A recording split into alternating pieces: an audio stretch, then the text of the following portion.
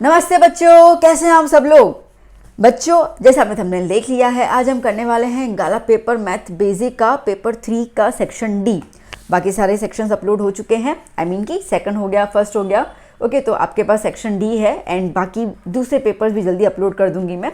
Meanwhile आपके पास science की पूरी कंप्लीट प्लेलिस्ट है। इंग्लिश आपको दे दिया है, एसएसटी ऑलमोस्ट खत्म होने को आया है एंड गुजराती स्टार्ट हो चुका है।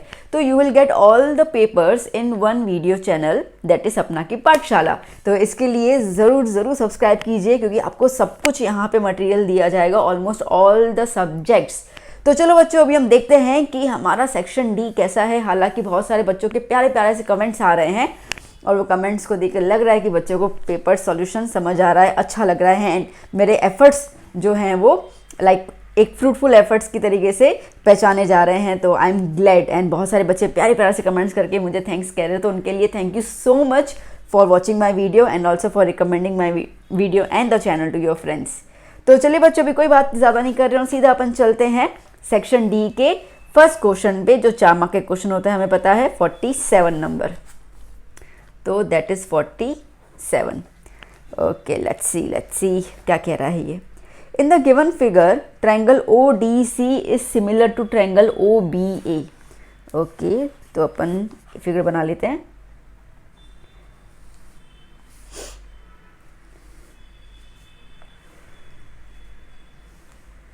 ठीक है, क्या कह रहा है यहाँ पर, ट्रायंगल ODC सिमिलर है ट्रायंगल OBA के। OAB ये triangle DC, BOC is 125, BOC 125, CDO 70, CDO 70, find DOC, okay, DOC ये निकालना है। दूसरा DCO ये चीज़ निकाल देनी है। और OAB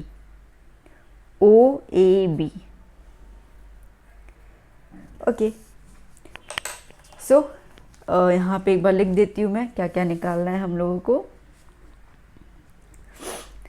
सो आपको निकालना है DOC, DCO, OAB। ठीक है बच्चा, चलिए आ जाइए, देख लीजिए अभी यहाँ पर सॉल्यूशन, और ये हमारा गिवन है। देखिए, ट्रायंगल सिमिलर होना जो आपको दिया हुआ है तो बहुत बड़ी बात है, क्योंकि सिमिलरिटी के हिसाब से हम लोग यहाँ पे साइड्स को कॉरेस्पॉन्डेंस ले सकते हैं, सीधी सी बात है। ओके, चलिए अब शुरू करते हैं हम लोग हमारा सॉल्यूशन।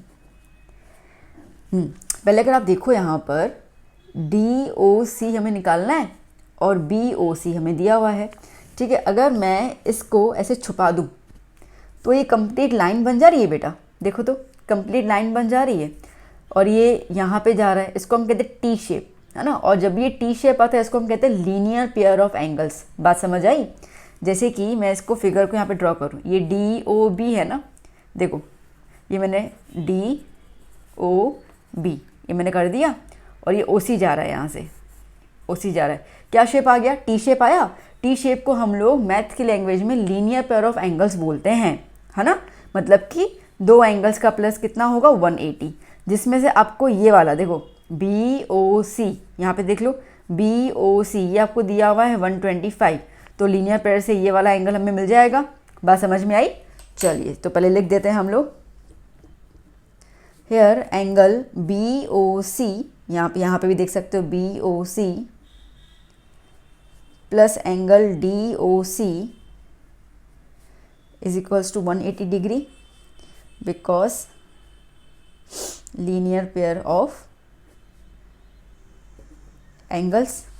तो BOC 125 है, so therefore 125 plus DOC is equals to 180, so therefore DOC equals to 180 minus 125, so therefore DOC equals to 180 में से 125 माइनस कर लो, 7 1 कैरी 5 5, कितना आ गया 55 डिग्री। चलिए ये क्लियर। नाउ क्या करना है बेटा, DCO। अब आप देखो, ध्यान से देखो तो ओके, ये मेरा बार बार चेंज हो जाता है। ये एक ट्रायंगल हुआ है ना, DOC एक ट्रायंगल हुआ बेटा। अब इसमें 70 दिया हुआ था, ये वाला हमने निकाल दिया 55। अब आप खुद बता दो कि ट्रायंगल में तीनों एंगल्स का प्लस कितना होता है, 180। तो ये वाला एंगल भी निकल जाएगा ना, है ना। चलिए यहाँ पे देख लीजिए। Now in triangle DOC, angle DOC plus angle ODC plus angle OCD is equals to 180, because angle sum property of triangle। Angle sum property का मतलब क्या होता है, सारे एंगल्स का प्लस वो प्रॉपर्टी। अच्छा, ये समझ में आया ना कैसे लिखा। देखो बहुत सारे बच्चों को ना कन्फ्यूजन होता है कि मैम ने कैसे लिख दिया, फटाफट समझ ही नहीं आ रहा। एक मेरी बात समझना बच्चों, हमारे पास ट्रायंगल है, ये ट्रायंगल में कितने लेटर्स हैं, DOC 3 लेटर्स हैं। आपको इतना ध्यान देना है कि बीच में हर एक लेटर आ जाना चाहिए। बीच में O आया, बीच में D आया, बीच में C आया, ठीक है। बाकी के 2 लेटर्स आगे पीछे चल जाते हैं। क्लियर। अब लिखना मैंने सिखा दिया कैसे लिखते हैं। अब अपन देखते हैं कि हमें क्या क्या वैल्यूज़ दी है। तो DOC तो हमने अभी भी निकाला, तो ये हो गया 55। ODC ये रहा, देखो ODC मतलब एंगल D कितना दिया हुआ है, 70। तो ये हो गया 70। तो हम लोगों को OCD 180, 55 प्लस 70 कितना हो जाएगा, 125। 125 plus OCD is equals to 180। OCD equals to 180 minus 125, तो OCD कितना हो गया, 55। ठीक है। अब बेसिकली हमें एंगल C निकालना है और इन्होंने DCO लिखा है, मैंने क्या लिखा है OCD और इन्होंने क्या लिखा DCO। तो जो इन्होंने लेटर्स बोले ना उस तरीके से अरेंज कर लेते हैं। देखो C बीच में है ना, C बीच में है तो C तो मैंने बीच में लिख दिया, बस ये वाले लेटर्स को आगे पीछे कर लेते हैं, कोई फ़र्क नहीं पड़ता है। कितना आ गया, 55। डन। तो ये भी हमारा हो गया। ओके, अब क्या निकालना है, अब निकालना है हम लोग को एंगल A। आइए अब देखते हैं कि एंगल A कैसे निकालना है। एंगल A निकालने के लिए हमारे पास एक क्लू दिया हुआ है कि ये दोनों ट्रायंगल सिमिलर हैं। अब आपको पता होना चाहिए कि अगर 2 ट्रायंगल सिमिलर होते हैं ना बेटा, तो उनके एंगल्स इक्वल होते हैं। बात समझ में आई मैंने क्या बोला। अगर 2 ट्रायंगल सिमिलर होते हैं ना बेटा, तो उनके एंगल्स भी इक्वल होते हैं। इतना क्लियर हो गया। यस। अब आप थोड़े इसको वर्ड्स को देखो, तो O के साथ O जा रहा है, B के साथ D के साथ B जा रहा है और C के साथ A जा रहा है। मतलब कि A एंगल का वैल्यू कौन सा होगा, जो एंगल C का वैल्यू था। बात समझ में आई। अब एंगल C ये वाला, हमने अभी ये एंगल C निकाला ना, ये रहा एंगल C, कितना निकाला, 55। इसका मतलब कि एंगल A का भी क्या हो जाएगा, 55। आया समझ में। तो आप लिखोगे यहाँ पे here angle DCO is equals to angle OAB। OAB निकालने को बोला ना, ठीक है। Because triangle DCO is similar to triangle OAB। ठीक है, सिमिलर बोला गया है इसके हिसाब से। So therefore angle OAB is equals to angle OAB is equals to 55। जो हमारे पास ये है वही आ गया। डन। क्लियर बच्चों, आया समझ में। चलिए चलते अभी अपन नेक्स्ट क्वेश्चन की तरफ।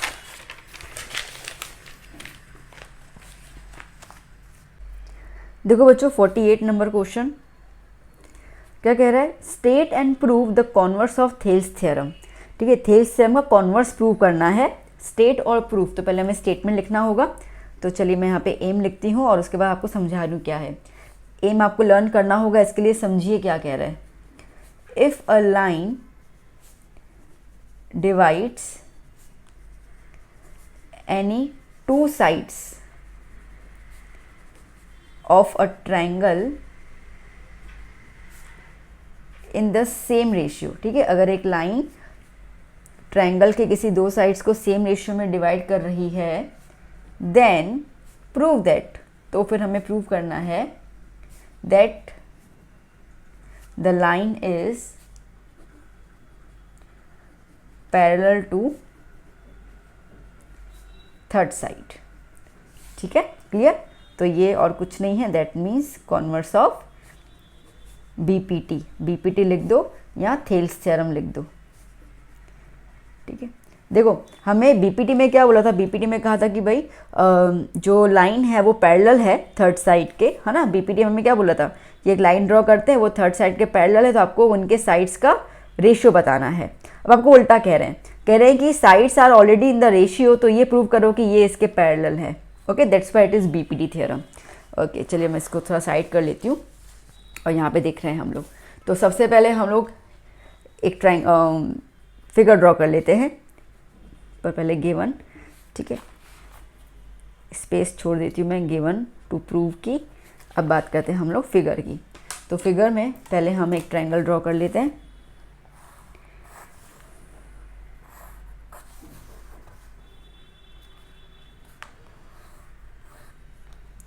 ओके, और यहाँ पे DE पैरेलल टू BC ये हमें प्रूव करना है, ठीक है। तो गिवन में हम क्या लिख रहे हैं, यहाँ पे हम लिख रहे हैं इन ट्रायंगल ABC, इन्होंने क्या बोला, साइड्स रेशियो में है, मतलब कि AD और DB सेम होगा। AD upon DB is equal to AE upon EC, है ना। साइड्स रेशियो में है, वो दिया हुआ है, जबकि BPD में हमने इसको प्रूव किया था और हमें प्रूव करना है कि DE is parallel to BC। DE जो है वो BC के पैरेलल है। इतना क्लियर हो गया ना बच्चों। चलिए अब हम लोग यहाँ पर स्टार्ट करते हैं प्रूफ। अब देखो बेटा, सिर्फ सिंपली इस फिगर से तो हम कुछ नहीं कर सकते, हमें कुछ ना कुछ तो एक्स्ट्रा चीज़ ऐड करनी पड़ जाएगी इसको प्रूव करने के लिए। तो हम लोग क्या सपोज कर रहे हैं, हम लोग सपोज कर रहे हैं कि DE पैरेलल नहीं है BC के, ठीक है, DF पैरेलल है। अब बेसिकली इस तरीके से मैं इस तरीके से मैंने एक न्यू लाइन ड्रॉ कर दी, ये D और ये F। अब दिख नहीं रही है बट अगेन, ठीक है, क्योंकि सीधी उंगली से तो ये घी निकलने वाला है नहीं, तो हम अपन को उंगली टेढ़ी करनी पड़ेगी, मतलब कि हमें कुछ ऐसी चीज़ सपोज करनी पड़ जाएगी जो दिख भी रही कि वो नहीं है, बट उस हिसाब से हम इसको कंपेयर करके बता सकते हैं, ठीक है।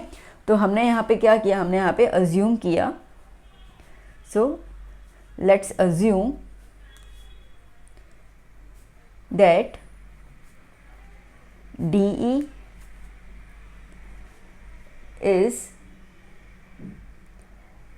is not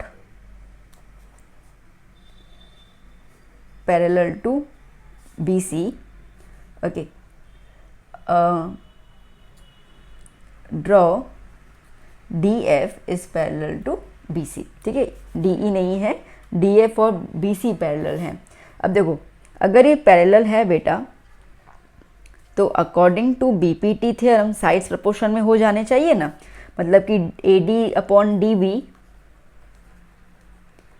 is equals to AF upon FC होना चाहिए। ये मेरा इक्वेशन नंबर 1 हो गया, बात समझ में आई। किंतु परंतु एक लोचा है, देखो AD upon DB is equals to AF upon FC, ये अपन प्रूव कर रहे हैं क्योंकि हम ये कह रहे हैं कि DF BC के पैरेलल है। बट इन लोगों ने हमें गिवन में दिया हुआ है कि AD DB, मतलब AD अपॉन DB जो है वो AE अपॉन EC के भी पैरेलल है। तो देखो यहाँ पर, okay, so therefore here AD upon DB is equals to AE upon EC, given, ठीक है, ये गिवन है। तो अगर मैं कंपेयर करूँ, इसको नंबर 2 नाम दे देती हूँ। अगर मैं कंपेयर करूँ, देखना बेटा, AD अपॉन DB और यहाँ पर भी क्या है, AD अपॉन DB, मतलब कि दोनों का LHS सेम है, तो दोनों का RHS भी इक्वल हो जाएगा। तो ये RHS और ये RHS को इक्वल ले लूँ, ठीक है। तो हम क्या लिखेंगे, from 1 and 2 AF upon FC is equals to AE upon EC, ठीक है। इतना क्लियर हो गया। ओके, अब इसको थोड़ा सा सॉल्व करने के लिए एक और चीज़ करेंगे हम लोग, ठीक है। हम क्या करेंगे, यहाँ पर हम यहाँ पे ऐड कर लेंगे, इसको इक्वेशन 3 नाम दे देती हूँ, adding 1 on both sides of equation 3। तो AF upon FC plus 1 is equals to AE upon EC plus 1। ठीक है, नाउ AF प्लस LCM ले ले नॉर्मल लैंग्वेज में, तो इसको यहाँ पे मल्टीप्लाई कर दूँ और यहाँ पे ये मल्टीप्लाई हो जाएगा। ठीक है, अब देखो बेटा फिगर देखो, ये क्या है AF plus FC। AF plus FC करें तो पूरा का पूरा AC मिलेगा अपने को, समझ में आया ना। AF और FC करें तो पूरा का पूरा AC मिलेगा, तो मैं यहाँ पे लिख सकती हूँ AC अपॉन FC। सिमिलरली ये देखो AE प्लस EC, ये रहा पॉइंट E। तो अगर आप AE सॉरी, अगर आप AE और EC प्लस करते हो फिर भी आपको क्या मिलेगा AC, तो यहाँ पे मैंने AC लिख दिया। अब दोनों का ऊपर वाला तो सेम है, काट लो। ठीक है, तो 1 upon FC is equals to 1 upon EC, तो इसका उल्टा भी तो सेम हो जाएगा, मतलब FC इज इक्वल्स टू क्या है EC। अब यहाँ पर FC और EC इक्वल है। अब फिगर देखो, मैं कह रही हूँ यहाँ पर कि FC और EC इक्वल है, FC और EC इक्वल है। ये कब पॉसिबल हो सकता है? ये तो तभी पॉसिबल हो ना कि ये दोनों पॉइंट्स एक ही जगह पर हो, अलग अलग नहीं हो।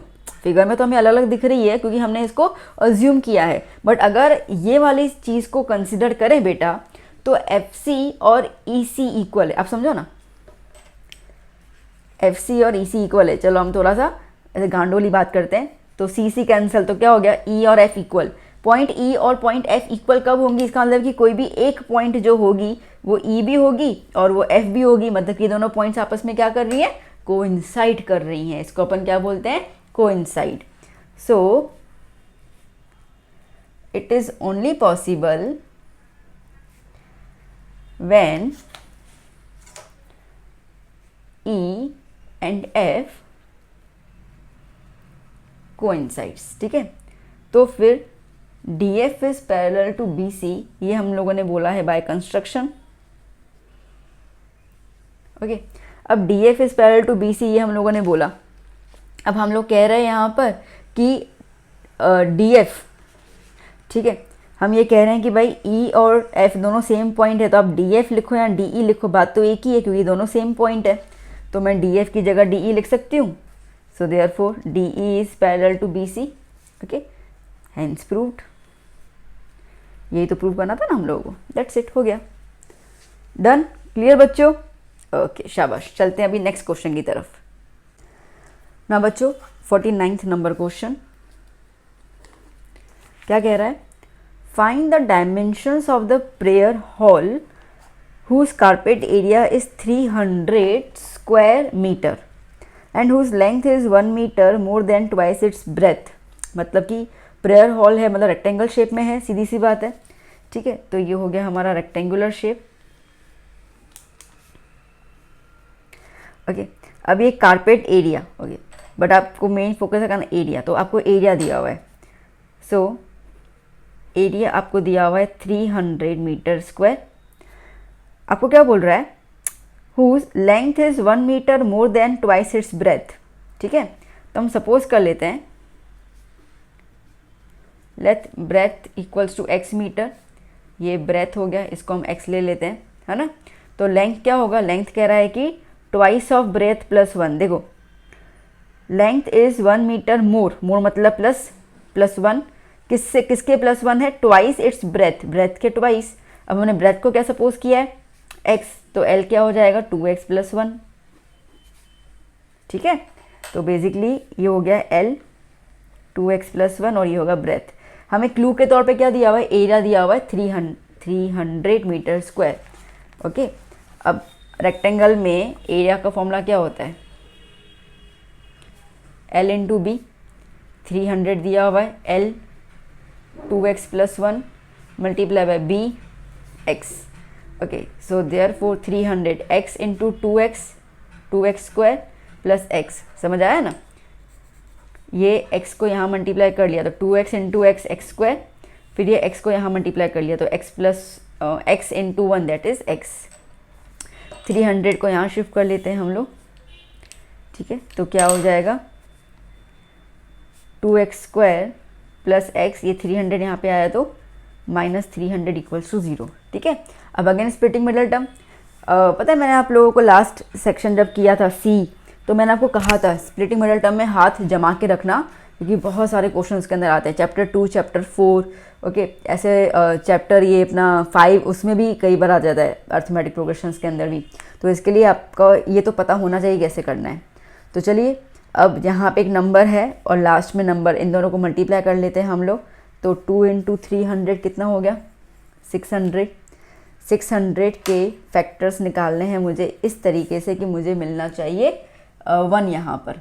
ठीक है, यहाँ पे क्या मिलना चाहिए मुझे 1। ओके, तो देख लेते हैं। 600 को पहले अपन डिवाइड कर लें, 2 300, 2 150, 2 75, 3 2 6, 1 कैरी, ओके, 5 5 1 5। ओके, अब ये अपने फैक्टर्स निकल गए ना, इसके जो भी ये नंबर्स हैं लेफ्ट हैंड साइड में, इनके अपन ग्रुप बना देंगे। जैसे कि मैं यहाँ पर देखूँ, 2 2 4, 4 2 8, 8 3 24। ठीक है, मैंने इनको लिया, 2 2 4, 4 2 8, 8 3 24, तो इनको मिला के क्या है मेरे को 24। अब नीचे के दो नंबर बच गए, तो 5 × 5 25। मुझे मिडल में क्या चाहिए 1 चाहिए। क्या कर सकती हूँ, हाँ 25 और 24 के बीच में 1 का गैप है ना, तो अगर मैं 25 - 24 करूँ तो 1 मिल जाएगा। तो यस, मेरे फैक्टर्स बिल्कुल सही हैं। ओके, तो मेरे पास दो फैक्टर्स आ गए 24 और 25 ऐसे करके। तो देयरफॉर 2x² प्लस की साइन, प्लस पहले ग्रेटर फैक्टर लिखते हैं 25x, फिर यहाँ पे एक साइन आनी चाहिए, वो साइन आती है इन दोनों के मर्जिंग से, plus minus plus minus minus, फिर नेक्स्ट फैक्टर एंड देन -300। अब आप देखो बेटा, तो ये दो दो के ग्रुप्स बन गए। अब इसमें क्या कॉमन निकल सकता है, सिर्फ x, क्योंकि 2 की टेबल में 25 नहीं आता है, तो x कॉमन निकला, तो 2x + 25 माइनस, अब यहाँ पे क्या कॉमन निकलेगा। अब मैम अभी इतना लंबा कैसे सोचें, देखो हमें अंदर क्या चाहिए, ब्रैकेट, ये इसका जो ब्रैकेट आएगा ना वो सेम यही होना चाहिए। तो ये क्या है 2, ठीक है, और 24 में लाइक 24 को अगर हम 2 से डिवाइड करेंगे क्या आएगा 12, क्योंकि 12 2 = 24, तो इसका मतलब आपको कॉमन क्या निकालना है 12 कॉमन निकालना है। x माइनस माइनस प्लस, और ये हो जाएगा 25, सेम ब्रैकेट ही हो जाएगा, टेंशन लेने की ज़रूरत नहीं है। ठीक है, पता चला मैंने क्या बोला। देखो ये 24 है ना, 24 हमें अंदर क्या चाहिए 2 चाहिए, तो 24 को 2 से डिवाइड कर लो, कितना आया 12, मतलब कॉमन क्या निकलेगा 12 निकलेगा, सिंपल। तो 2x + 25 एक ब्रैकेट आ गया, दूसरे ब्रैकेट में बाहर वाले टर्म्स लिख देंगे, तो x - 12। तो 2x + 25 = 0 क्या देगा आपको, x = -25/2। अब आप मेरे को बताओ, कभी भी साइड नेगेटिव में होती है, x क्या है ब्रेथ है ना, ब्रेथ कभी साइड नेगेटिव में होती है नहीं, तो ये वाली चीज़ तो पॉसिबल ही नहीं है। ठीक है, दूसरा क्या है x - 12, मतलब कि x = क्या हो जाएगा 12। ओके, अब x 12 आ गया, दैट मीन्स की ब्रेथ क्या आ गई 12। Here breadth is x, that is 12 metre. तो लेंथ क्या है 2x + 1, that is 2 × 12 + 1, 24 + 1, that is length कितनी हो गई 25 मीटर। ओके, इन्होंने क्या बोला था, फाइंड द डायमेंशंस, डायमेंशन मतलब कि लेंथ और ब्रेथ निकालनी है। तो ये हो गई ब्रेथ और ये हो गई length, done. Okay, let's start with the next question number 50। Now क्या कह रहा है बेटा, ये रहा question number 50। The first and the last term of an AP are 17 and 335 respectively. The first and the last term मतलब कि A आपको दिया हुआ है 17, लास्ट टर्म मतलब कि AN आपको दिया हुआ है 350। If the common difference is 9, D आपको दिया हुआ है 9, how many terms are there, N निकालना है, what is their sum, SN निकालना है। ठीक है, तो चलो n निकालने का तो सिंपल फॉर्मूला है हमारे पास। ओके, क्या हो जाएगा यहाँ पर, AN = A + n - 1D। AN 350 दिया हुआ है, A 17, N निकालना है, D हमारे पास 9। ओके, इसको यहाँ पे ले लो। So 350 minus 17 is equals to N minus 1 into 9। 350 में से 17 माइनस करो तो 4, 3, 3, 3 है ना। हाँ okay, so 333 is equals to N minus 1 into 9। 9 को नीचे लेके आएंगे, 333 upon 9 is equals to N minus 1। 3 okay, 9 4 36 होता है, 9 3 ज़ा 27, तो 9 3 ज़ा 27, 33 में से 27 निकला तो कितना बचेगा 6, ठीक है। तो 9 1 ज़ा 9 7 ज़ा 63 होता है। ओके, तो 37 is equals to N minus 1, तो 37 प्लस 1 इक्वल्स टू N, तो N is equals to 38। Done. Okay, तो N तो आ गया, अब हमें निकालना है SN।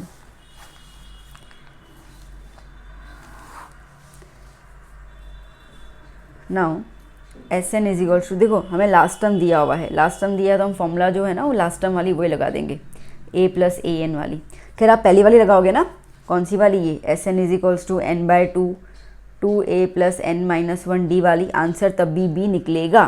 तो ये मत सोचना कि अरे यार बी वाली फॉर्मूला लर्न करनी, मतलब लर्न है तो बहुत अच्छी बात है, नहीं है तो you can go for this also, आपको आंसर इसमें भी आ जाएगा। सो N कितना आया 38 अपॉन 2, A कितना है 17 और ये कितना हुआ 350, दैट इज 17 है ना। 2 1 ज़ा 2, सॉरी 19 आएगा ना, 19 और 350 और 17 प्लस करें तो 7 6 3 367। ओके, मल्टीप्लाई कर लेते हैं 367 को 19 के साथ। 9 7 ज़ा 63, 6 कैरी, 9 6 ज़ा 54, 54 प्लस 6 60, 9 3 ज़ा 27, 27 प्लस 6 23, 7 6 3 3 7 9 5, कितना आया 5973।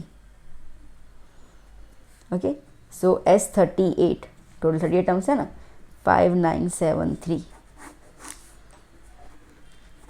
डन बच्चों, क्लियर। ओके बच्चा, यहाँ पे मुझसे मिस्टेक हो गई, 20 ओके 6 9 3 ज़ा 27, 27 प्लस 6 तो 33, मैंने 23 लिख दिया भूल में, तो 3 प्लस 3 कितना हो जाएगा 6। ओके, तो इसके लिए यहाँ पे आंसर क्या है हमारा 6973। Done. Okay, next question.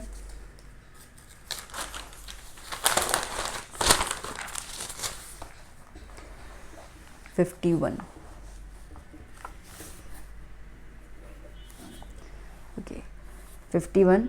The following was the distribution mangoes according to the number of boxes. Find mean of the number of boxes. mean निकालना है। मैं पहले ये वाली टेबल बना देती हूँ। ओके बच्चों, तो मैंने 51 क्वेश्चन का टेबल बना दिया। ओके, अब क्वेश्चन हमें क्या कह रहा है, find the mean of the number of mangoes kept in a packing box. अब इसमें कोई भी इन्होंने मेथड का नहीं कहा है कि इस मेथड से सॉल्व करो, तो मैं इसको सॉल्व करूँगी अज्यूम्ड मीन मेथड से, ठीक है ना। तो मैं इस यहाँ पे लगा देती हूँ अज्यूम्ड मीन मेथड, जिसका फॉर्मूला है x bar is equals to a plus sigma FIDI upon sigma FI। Okay, और अब सबसे पहले हमें यहाँ पे निकालना होगा xi, क्या होता है upper limit plus lower limit divide by 2, ठीक है। तो upper and lower limit divide by 2, so 52 plus 50, 52 plus 50 102 divide by 2 51, 53 plus 55 108 divide by 2 54, कितना गैप आ रहा है 3 3 का आ रहा है 57 60 63। ओके, अब मिडल वाले को A अज्यूम कर लेते हैं। आप वैसे किसी को भी ले सकते हो, कोई दिक्कत नहीं है। अब लगाएंगे हम लोग यहाँ पर डी आई का फॉर्मूला, डी आई क्या होता है, एक्स आई माइनस ए, है ना। तो चलो पहले डी आई मतलब कि इसको एक्स आई, ये एक्स आई और माइनस क्या करना है ए, तो 51 माइनस 57, 57 में 51 गए, 6 बच गए ना, पर 51 माइनस 57 कर रहे हैं हम लोग, 51 माइनस 57, 57 ग्रेटर नंबर है, साइन माइनस की है तो क्या हो जाएगा -6। 54 और 57 में कितना गैप है, 3, but minus 57 minus 57 0, 60 minus 57 3 and 6। Done, इतना तो क्लियर हो गया। अब करेंगे हम यहाँ पे F I D I, multiply कर लेते हैं। एफ आई क्या है, ये रहा हमारे पास F I, number of boxes, तो 15 इंटू 6 -90, ओके, देन 110 इंटू 3 तो 330, माइनस में 135 इंटू 0 0, 115 इंटू 3 345 एंड 25 इंटू 6 150। ठीक है ना बच्चों, यहाँ पे करेंगे हम सिग्मा एफ आई डी आई, इनको प्लस कर लेंगे। प्लस करने का मतलब है कि ज़ीरो वाले ज़ीरो के पहले प्लस हो जाएंगे, ज़ीरो के बाद वाले अलग प्लस होंगे। सो 330 में अगर हम 90 प्लस करते हैं तो हमें मिलेगा 420। ठीक है, सो -420, क्योंकि माइनस में है, ये प्लस में है तो प्लस लगा दिया। 345 में हम प्लस कर रहे हैं 150, कितना हो जाएगा 495। माइनस प्लस माइनस, तो 495 में से 420 हम माइनस कर लेते हैं। ओके, 495 में से 420 माइनस कर लेते हैं 75 प्लस में। ठीक है, क्योंकि 495 ग्रेटर नंबर है। ओके, सब कुछ आ गया। ओके, सिग्मा एफ आई चाहिए हम लोग को यहाँ पर, इन सबको प्लस करोगे आपको मिलेगा 400। Okay, now let's apply the value. A कितना है 57, sigma F I D I 75 और ये 400। ओके, सो 57 प्लस 5 के टेबल लगा दें, 5 1 ज़ा 5, 2 कैरी 25, 5 80 ज़ा, 5 3 ज़ा 15, 5 1 ज़ा 5, 3 16 ज़ा। ओके, तो क्या आया 3/16। तो 57 प्लस, अब 3 को हम डिवाइड करेंगे 16 के साथ तो हमें मिलेगा 0.1875। प्लस कर लो तो 57.1875 अप्रोक्सीमेटली आप यहाँ पे 57.19 लिख सकते हैं। डेसिमल के बाद 2 डिजिट्स हो जाएंगे। ठीक है बच्चों, done. Okay, let's start with the next question 52।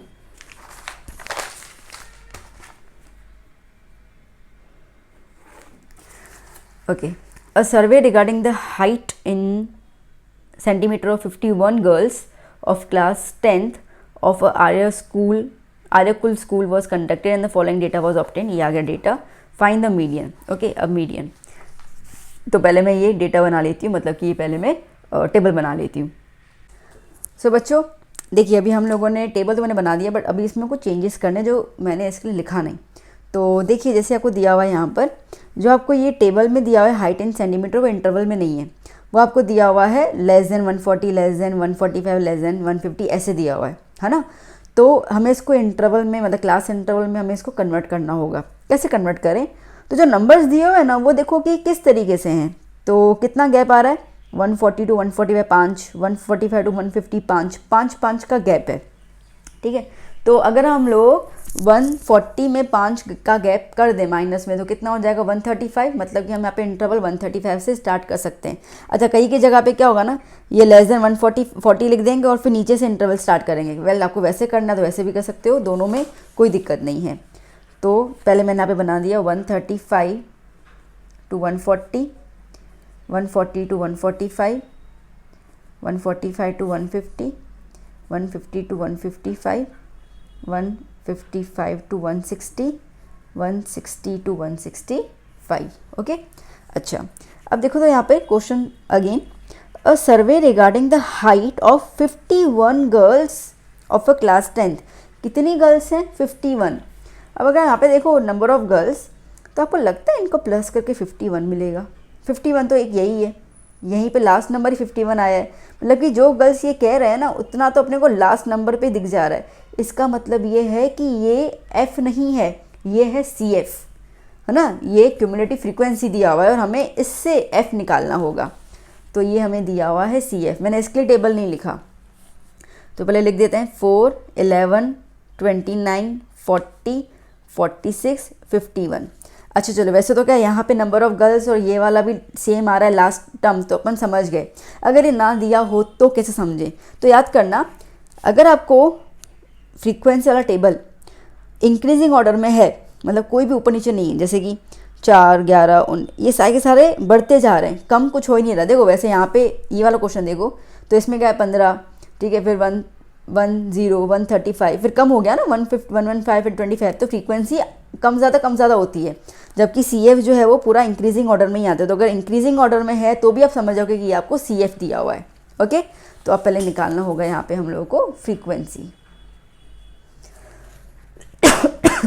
कैसे निकालेंगे, जो सी एफ का पहला नंबर वो तो as it is, C F में हम प्लस करते जा रहे थे, एफ में मतलब एफ निकालना है तो माइनस करते जाएंगे, तो सेकंड में से माइनस कर लो, 11 - 4 कितना हो जाएगा 7, 29 में से 11 माइनस कर लो कितना हो जाएगा 18, 40 में से 29 माइनस कर लो कितना हो जाएगा 11, देन 46 में से 40 माइनस कर लो 6, 51 में से 46 माइनस कर लो 5।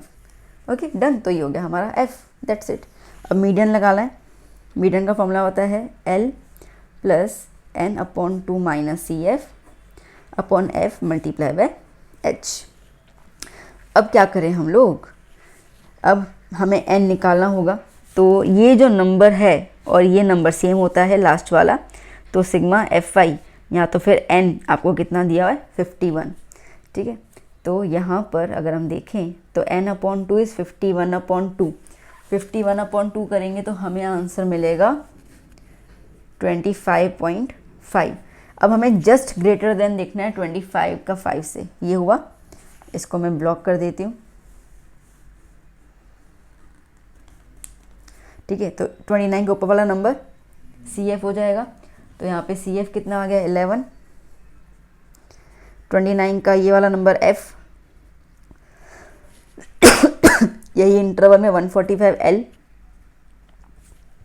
और गैप कितना है दोनों के बीच में 5 का, तो हाइट 5, ठीक है। ओके चलिए वैल्यूज़ लगा देते हैं हम लोग, 145 + 25.5 माइनस CF कितना है 11, F कितना है 18 × 5, ठीक है ना। 145 + 25.5 में से 11 गया तो फिर हमें मिलेगा 14.5/18 × 5। 145 + 5 को मल्टीप्लाई कर दें अंदर, कितना हो जाएगा 5 × 25, 2 कैरी 20 एंड देन ओके, तो ये हो जाएगा हमारे पास 72.5 / 18। ओके सो 145 + अब जब इसको पूरा डिवाइड करोगे आपको मिलेगा 4.03, तो मीडियन क्या आया 4 + 5 तो 49, तो 149.03 डन, ठीक है बच्चों। चलिए नेक्स्ट क्वेश्चन 53।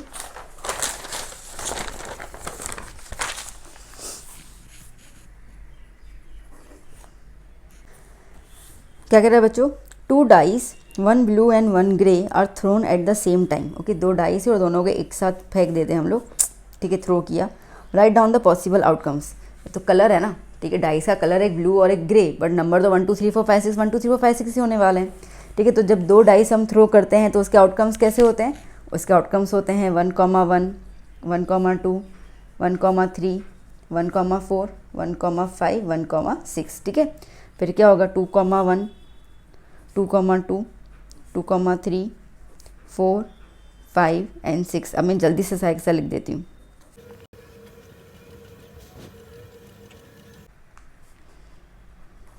ओके बच्चों, सो यहाँ पर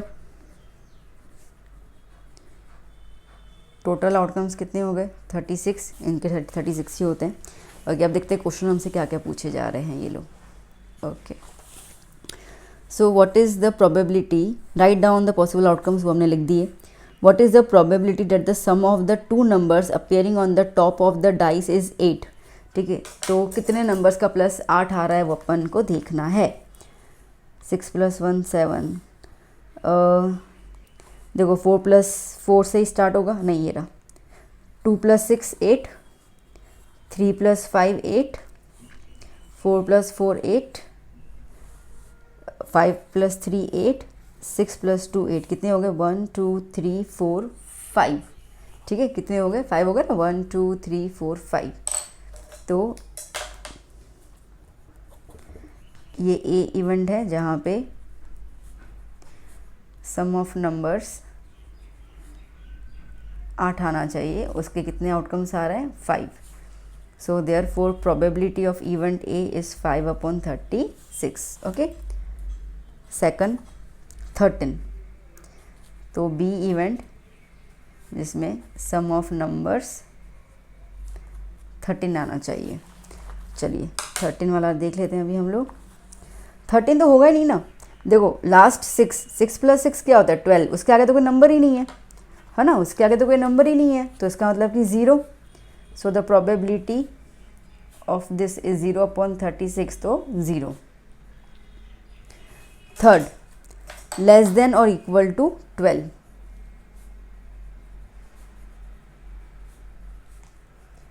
लेस देन और इक्वल टू 12। अब लास्ट नंबर ही 12 है, अब 12 से कम तो सारे के सारे आ जाएंगे, तो इसका मतलब कि सारे के सारे 36 आउटकम्स, है ना। सो प्रोबेबिलिटी कितना हो जाएगा? 36/36, दैट इज 1। डन। ओके, चलिए next question 54 and the last question of this paper. Gaurang by toes 2 coins simultaneously, 2 coins को उछाल रहे हैं। Find the probability of getting. Okay, पहले तो 2 कॉइन्स उछाल रहे हैं तो उसके आउटकम्स लिख दें हम लोग। ओके, आउटकम्स ऑफ 2 कॉइन्स क्या हो जाएगा? 2 कॉइन्स है ना, तो यहाँ दोनों HH आ सकते हैं, यहाँ HT आ सकता है, यहाँ TH आ सकता है, यहाँ TT आ सकता है, दैट्स इट। ओके, तो कितने आउटकम्स हैं? 4 आउटकम्स हैं। First, find the probability of getting at least 1 head. ठीक है, कम से कम एक, मतलब कम से कम एक से ज़्यादा भी हो तो चलेगा। तो ए इवन क्या कह रहा है? एटलीस्ट 1 हेड, तो कम से कम एक और एक से ज़्यादा भी तो चलेगा। तो यहाँ पर एक से ज़्यादा वाला 1 2 3, कितने आउटकम्स हैं? 3। सो प्रोबेबिलिटी क्या हो जाएगा? 3/4। Okay, second, at most 1 head.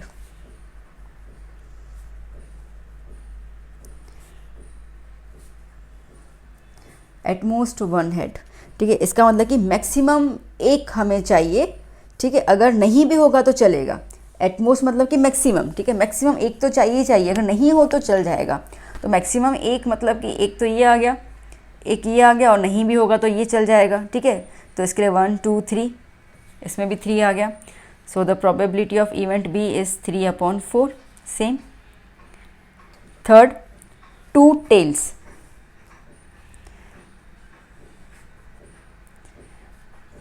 अब देखो 2 टेल्स एक ही बार आ रहे हैं ना, 1। ठीक है, so therefore probability of event C is 1/4, that's it. ठीक है बच्चा, क्लियर? तो दैट्स इट, ये हो गया हमारा complete session. So I hope you enjoyed, और आपको पूरा का पूरा क्लियर हुआ। ओके, अब हम लोग बाकी सारे पेपर्स भी बहुत जल्दी से फिनिश कर लेंगे, आप प्रैक्टिस करते जाइए। अब हम मिलेंगे नेक्स्ट क्लास में। Keep study, keep hard working, do comments, and please please please मेरे चैनल को सब्सक्राइब कीजिए और अपने फ्रेंड्स को भी ज़रूर शेयर कीजिए। हम मिलेंगे नेक्स्ट क्लास में। Bye bye, take care.